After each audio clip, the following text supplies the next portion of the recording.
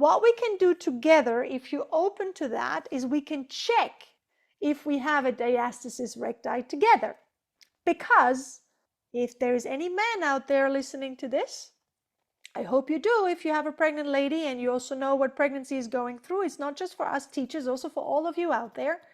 You can have a diastasis recti because you have a big beer belly. There's a lot of men, when they start to grow a lot of internal fat, which we call visceral fat, which stretches the abdominal wall and stretches your deep abdominal wall called the transversus abdominis, which will naturally eventually also separate your linea alba. So you don't have to be a woman and pregnant to experience the separation of a linea alba. Anybody who has a lot of visceral fat with a very rounded and strong, dense belly, which is inner fat and not subcutaneous outer fat, which is, by the way more of a problem to your heart. The closer the fat is to your heart, the more fat is internal, the more you're going to suffer from cardiovascular issues. It's way safer to have fat and flabby fat on the outside than firm and dense fat on the inside.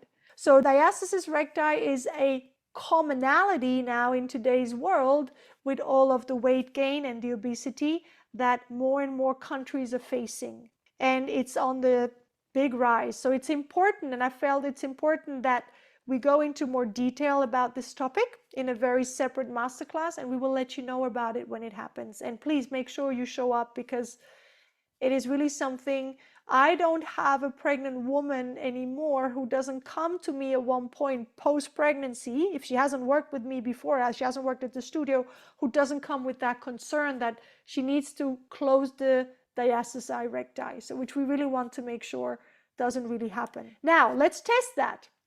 Let's do it together. Let's just quickly stand up, and then we do it on the floor, okay?